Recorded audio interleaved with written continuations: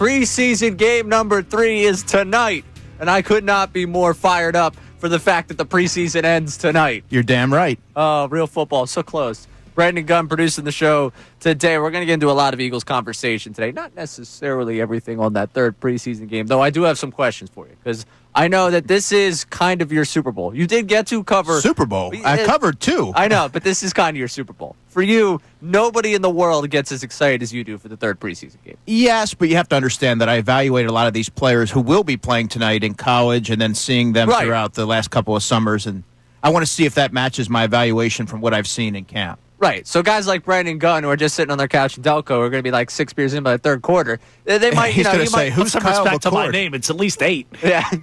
B. Gunn's going to say, who is Kyle McCord? No, please. He's a big Kyle McCord guy. You know, he's from the area. Philly guy. Yeah. The from here guys always get the love. But he's going to be sitting there like, all right, yeah, you know, preseason was fun. For you, I know you're tapped in until that last second goes off the clock tonight. So always. We're going to get into some of those conversations. The Phillies open up a 3-game set tonight with the Nationals, and we will talk about the Phils coming up. But it was interesting. Yesterday, I'm going to do a mom at soccer game, so I'm taking the trek all the way up to Long Branch, and I always stop at a coffee shop before I do like my last second notes, you know, get a cup of coffee because it's a 2-hour drive up there. You got to do the game, and it's a 2-hour drive back. I want to be awake. I want to be awake for everything. So, you know, I want to love that for you. Want to get the energy going. Yeah, I'm on like coffee cup number 6 of like the last 24 hours. So I had a pretty high octane energy drink myself on the ride in. If I'm fired up, there's a reason for it. But I'm sitting there, and I yesterday, if you remember, I had the Eagles. You know, you were on the show, so I put the Eagles sweatshirt on. I was in a real Eagles mood. I was in a real football mood. So I'm wearing the Eagles sweatshirt into the coffee shop, and some guy looks at me, and like I was just caught that he was looking at the sweatshirt. So I was, you an Eagles fan? He's, no, Jets fan. Like, we just got to talking about football, and he was like, man, like that's so awesome for you guys. Like, I'm never going to experience that with the Super Bowl whole thing. But all of his questions about the Eagles this year surrounded back to Jalen Hurts. And, like, what I felt about Jalen Hurts. Because, you know, nationally, he's been the biggest talking point. And something that on this show we haven't done to almost like an exclusive thing. We've done so much reacting to, like, the lists and where he's ranked and whether or not it's disrespected. But you know I don't do lists. I know you don't. Trust me. There was not a get Andrew DiCecco to give us his list. Though I do think I would try some investigative journalism to try and get you to make a list without making a list. I don't do lists, and I don't buy into all that. But I'd like to take this to a conversation between us and with the audience of the expectation of Jalen Hurts this season.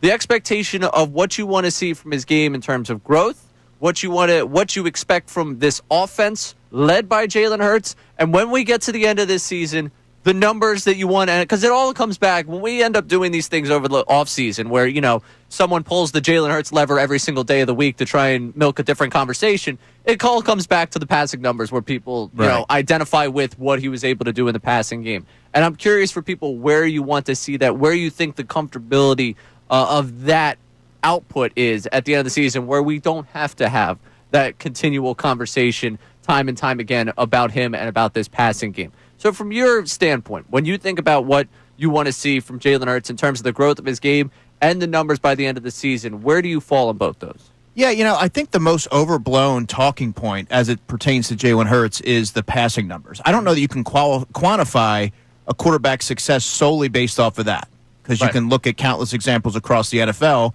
and they're not winning at the clip that Jalen Hurts and the Philadelphia Eagles are. What I've noticed from him this summer, Ray, is a quarterback who's really taken full command of the offense led by Kevin Patullo, looks really comfortable. He's fitting the ball into tight windows, attempting throws that he probably doesn't. Seems to be a lot more confident, and he's processing things quickly. A lot of short to intermediate stuff, not a ton of deep balls down the field.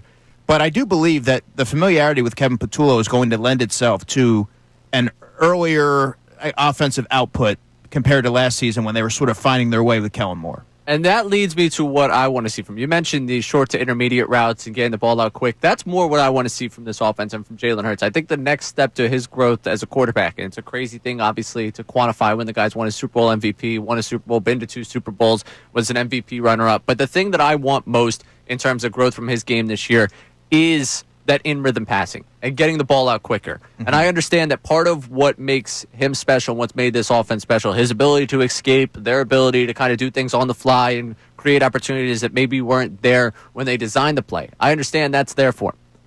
But for him, I would love to see it because I think it also plays to his long-term viability as a quarterback, not getting hit as much, not getting outside the pocket and maybe running and end up getting hit there. I think that in-rhythm passing game, and you mentioned the short to intermediate routes, if they are able to hit on more of those, one, I think it just really gets this passing offense going. Some of the weeks where we talked about coming out of it, like, never felt like that passing game got in rhythm. I think if we could get that early on in games and he gets the ball out quicker, that's what I more want to see. That's where I'm drawing the expectation of what I want from him coming into this season and where I most want to see the growth in his game. Yeah, and that's one of the notable points that I've noticed from Jalen Hurts this summer is his ability to be decisive, to make those quick decisions, to sort of establish a timing-based passing offense. And he knows exactly where he wants to go with the football. He's putting players in position to run after the catch. Have there been moments in camp where maybe he hasn't been, maybe it's been a little spotty, a little uneven? Sure, but it's also important to note that a lot of times A.J. Brown wasn't out there. Mm-hmm. There were times where Devontae Smith wasn't out there. He didn't always have the full complement of his offensive linemen. But I think all things considered, by and large, he's had a good camp, a good summer, and he's made strides in certain areas that I was looking to see, including mid-range throws over, between the numbers. Now, I'm interested because you say, the judging it by passing yards, what are you going to do? And he also does the whole, it's not about me, it's about the team, it's about winning. And, yeah, I love winning. So whatever it takes for them to win. But to look at the numbers and look at what it was a season ago, with the complement of weapons that they have and the idea I think that we all have that, hey, Saquon can run for 2,000 yards last year. If he ends up coming anywhere close to matching that this season, he's just Superman.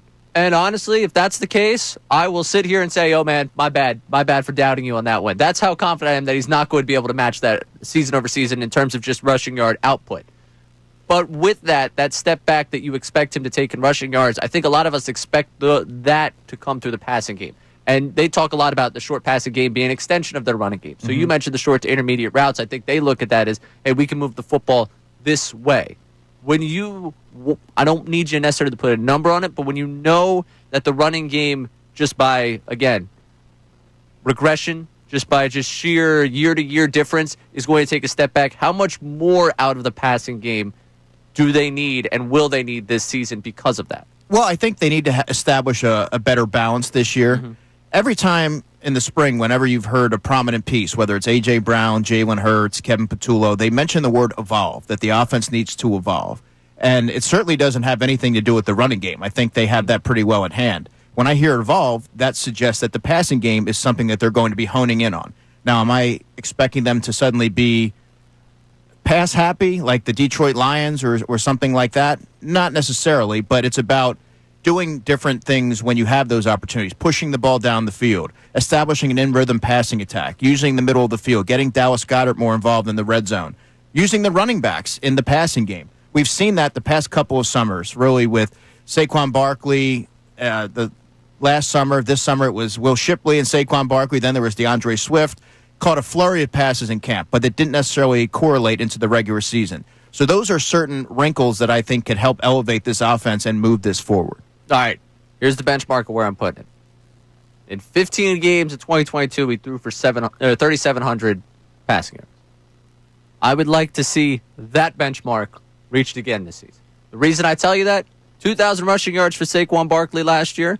If he runs for 1,300, 1,400 the year after running for 2,000, he's almost the anomaly to what we've seen across football. You're going to need that production from the offense to come from somewhere else. Mm-hmm. Maybe some of it comes in Shipley rushing yards, but by and large, I'm paying the quarterback. Shipley I've got receptions, the weapons, too. And that counts for the passing yards right there. Had a huge summer in terms of catching the football. The Eagles' most natural pass catcher at that position. So I want to get on the record today. The expectations for Jalen Hurts as we move towards the regular season. For me, get the ball out quicker, 3,700 passing yards.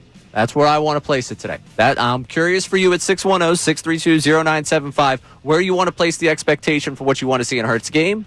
And for those of you that love the numbers, Hurts' numbers for this upcoming season. Coming up, Andrew DiCecco has mentioned a number of times what he liked from camp. Kevin Patullo is also the official coach of this show. Okay, we've adopted Kevin Patullo. He is our guy. Does it have to do with the offense? A bit. Does it have to do with the fact that he was 8 minutes early to a presser? That's exactly why. For But I want to know what specifically about Patullo can show you a new level of Jalen Hurts coming into this season, according to our guy, Birds Insider, Andrew DiCecco. He is Andrew DiCecco. I'm Ray Dunne. This is Middays, 97.5 The Fanatic. Hey, it's Ray Dunne from the Midday Show. Thank you so much for watching our content. If you want more videos, you can click right here. Or how about you subscribe right here so you stay in the know on all that's coming from 97.5 The Fanatic.